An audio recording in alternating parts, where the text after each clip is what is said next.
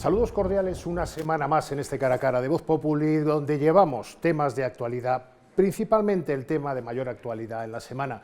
La verdad es que esta ha sido una semana extraña, es una semana rara después del bombazo de la Casa Blanca con Zelensky humillado por Donald Trump, con la reacción europea.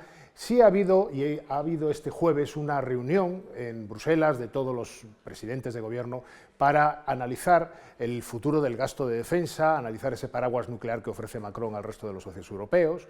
Y en España estamos con asuntos, como ocurre siempre, como decía Manolo Vázquez Montalbán, hispano-españoles. Es decir, ya saben, el pacto ese famoso anunciado el lunes por PSOE y Junts, que ha levantado una escandalera terrible porque rompe el principio de unidad territorial y puede crear un caos en términos administrativos. Y seguimos con el problema de la quita de la deuda de las comunidades autónomas y la falta de un sistema de una renovación del sistema de financiación autonómica que ya data de 2009, hace nada, la friolera de 16 años.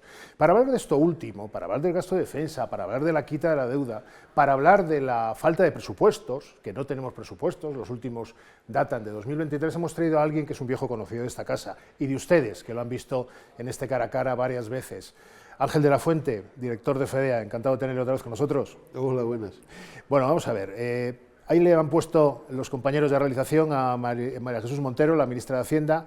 Tanto ustedes, usted en persona, FEDEA, como la presidenta de la AIREF, dicen que la famosa quita a las comunidades autónomas, que es una quita de 83.000 millones para todos, pero principalmente 17.000 millones para Cataluña y 18.000 para Andalucía, es injusta porque discrimina a españoles y se discrimina también por territorio, es decir, que no cumple la disciplina fiscal, que induce a más gasto.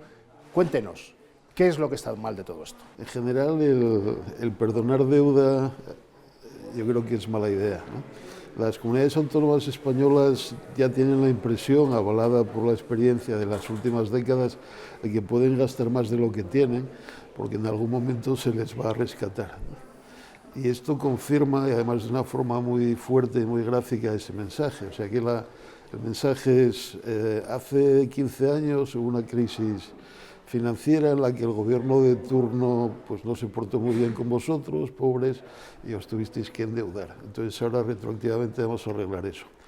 Claro, el mensaje de las comunidades, no os preocupéis, cuando vengan mal dadas el gobierno central se hará cargo de todos los costes, y esto no es precisamente una invitación al ahorro y a la disciplina fiscal, es más bien un seguro a todo riesgo contra las vacas flacas, que a lo que invita es a lo contrario, ¿no?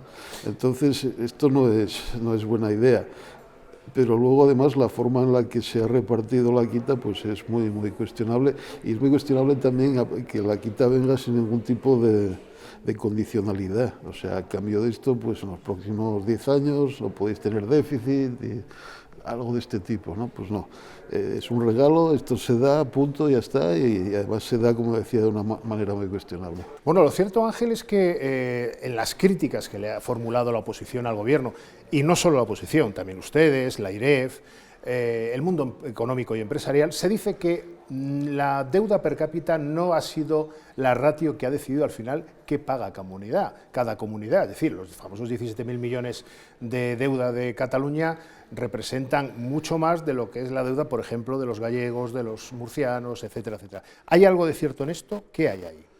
A ver, no se pueden comparar directamente las deudas per cápita, pero la cuestión es si ese reparto de la deuda es equitativo en algún sentido o no.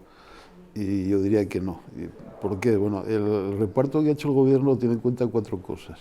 Y hay 2 que están bien, pero una de ellas se mete de una forma un poco rara, y hay 2 que no deberían estar, y me explico. O sea, las 2 cosas que están son la población ajustada y la infrafinanciación. O sea, aquí está por debajo de la media en financiación en los últimos años. Entonces, la población ajustada tiene que estar y está metida de una forma razonable. La infrafinanciación tiene que estar, pero no está metida de una forma razonable, porque lo que han hecho es decir, bueno, los que estáis por debajo de la media os vamos a dar un caramelo, pero ese caramelo no es proporcional a la infrafinanciación ajustada, o sea que el ajuste no corrige el problema de base. O sea, esto está hecho para que salga lo que sale, básicamente. La verdad es que las críticas que hacen los medios de comunicación, que se hacen desde el mundo financiero y empresarial, y sobre todo la oposición, es que la ratio que se ha utilizado para la concesión o de la quita de la deuda no es exactamente la que había que hacer, ¿no? Es decir, se ha hecho por razones políticas, más para Cataluña, también algo para Andalucía. No hay que olvidar que María Jesús Montero es candidata en Andalucía del PSOE y que el resto se ha visto perjudicado, por ejemplo, Galicia y otros territorios. ¿Esto es así? Sí, pero hay que explicarlo. O sea, no se ha mirado un ratio único, se han mirado varias variables y el problema es que esas variables en conjunto no son del todo razonables, ¿no? Hay 4 variables que el Gobierno ha tenido en cuenta a la hora de repartir la quita. Una es la población ajustada al tamaño de la comunidad autónoma, y eso es razonable y está bien. El segundo es la infrafinanciación o no de la comunidad, si su financiación por habitante ajustado está por encima o por debajo de la media en los últimos años. Esa variable tendría que estar, de hecho, con más peso, pero la han metido de una forma muy extraña, que es, bueno, si tú estás por debajo de la media te voy a compensar, pero esa compensación no tiene nada que ver con la infrafinanciación acumulada. O sea, que no estás corrigiendo el problema que hay detrás, sino que estás jugando con las variables para intentar que salga una cosa determinada. Luego hay 2 cosas que están y no deberían de estar. Una es la deuda, o sea, el que tiene más deuda. Y claro, precisamente lo que no quieres es incentivar la indisciplina fiscal, o sea, el condenarle más al que ha sido más malo, pues manda el mensaje de riesgo moral que decía antes. Y la otra es si ha subido el IRPF, que el Gobierno central debería ser neutral sobre esto. No tiene sentido que intente empujar a las comunidades autónomas a subir o bajar impuestos. Eso son autónomas, o sea que es meter la nariz donde no debería. Entonces, comparando lo que se ha hecho con lo que sería razonable haber hecho, pues efectivamente Cataluña sale mucho mejor parada de lo que debería, las infrafinanciadas salen peor de lo que deberían, Andalucía se queda un 15% por debajo y Murcia y la Comunidad Valenciana en torno a un 35 o 40% por debajo. Una operación de estas, que como dice Moody's, tiene riesgo moral. Moody's es una de las agencias de rating que evalúa la deuda y la prima del riesgo del deuda de España. Dice Moody's que esto tiene riesgo moral y que puede afectar a la prima de riesgo. El Gobierno dice que no. Claro que tiene riesgo moral, es por donde empecé, explicando. Pero para la prima de riesgo. A ver, lo que miran las comunidades, las agencias de rating básicamente es la suma total de deuda del Estado más las comunidades autónomas más los ayuntamientos, o sea, la deuda total de las administraciones públicas. Entonces es verdad que esa deuda total de las administraciones públicas en principio de entrada no cambia, porque lo que está pasando es que hay una parte de esa deuda que antes era autonómica y ahora pasa a ser estatal. Vale, pero lo que cambian son los incentivos de una de las administraciones, que son las comunidades autónomas, que ya tenían malas inclinaciones y ahora las van a tener peores. Entonces, ese mayor riesgo o ese riesgo moral de las comunidades autónomas, pues acabará contagiando al rating del Reino de España. O sea, al final la deuda total va a ser más alta de lo que sería si no les diéramos este mensaje de alegría que... Alegría para el cuerpo. Tiene ahí detrás el señor Ángel de la Fuente a Salvador Illa, el presidente de la Generalitat, y a Carlos Cuerpo, el ministro de Economía. La pregunta es clara. ¿La Cataluña de Salvador Illa de 2025 está infrafinanciada o es un mito más del mundo independentista catalán?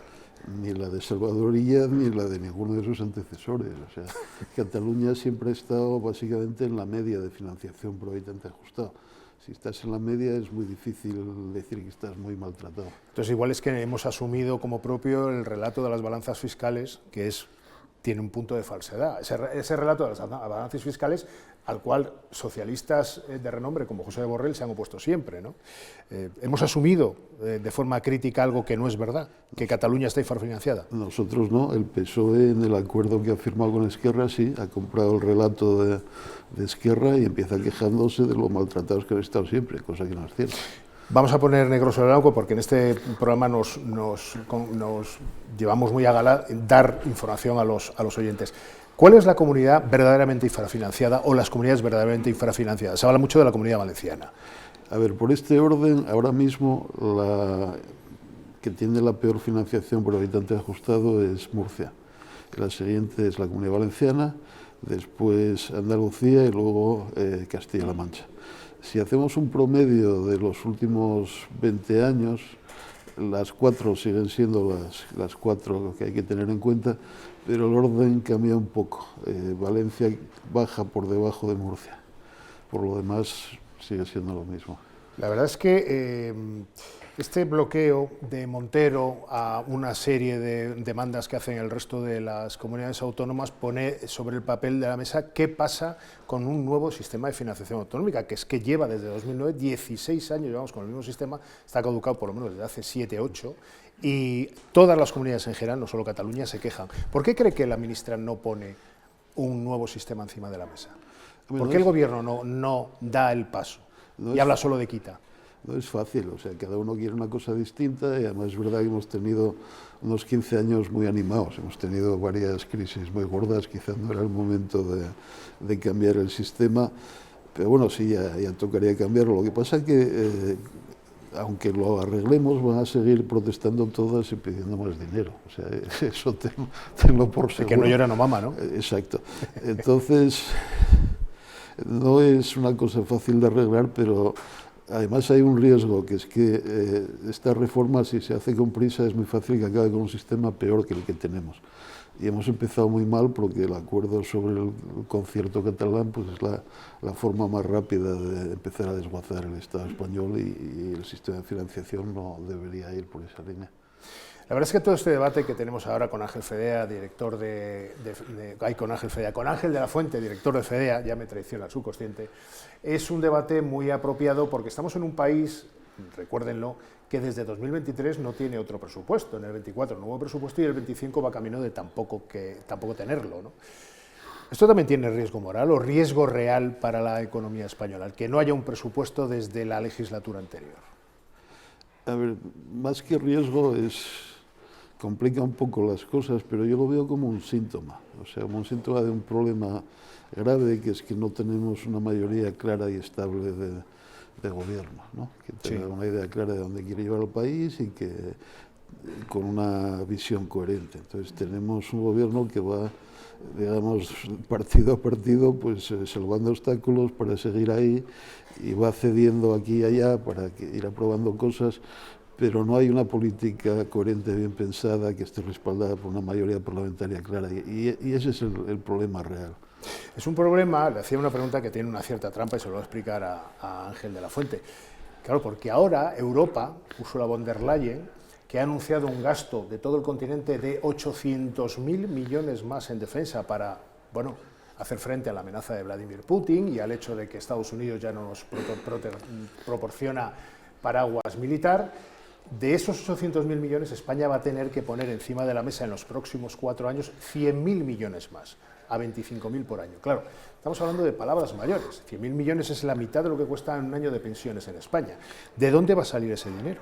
Bueno, son 25.000 al año, no 100.000 de un año, pero 25.000 es la mitad de lo que inyectamos a la Seguridad Social todos los años, por ejemplo, para complementar las pensiones, porque no basta con las cotizaciones sociales. ¿Lo sacaremos de deuda? ¿De dónde lo va a salir? ¿De dónde lo va a sacar? Bueno, ya veremos. Me temo que habrá un poco de todo. O sea, por una parte, Bruselas intentará dar facilidades, habrá una parte que será deuda mancomunada, después relajarán las normas de gasto para facilitar que lo financiemos con déficit, pero bueno, las facturas al final de alguna manera hay que pagarlas. En algún momento, pues si hay que gastar, y tiene toda la pinta de que sí, bastante más en defensa, pues habrá que o subir impuestos o recortar en otras partidas.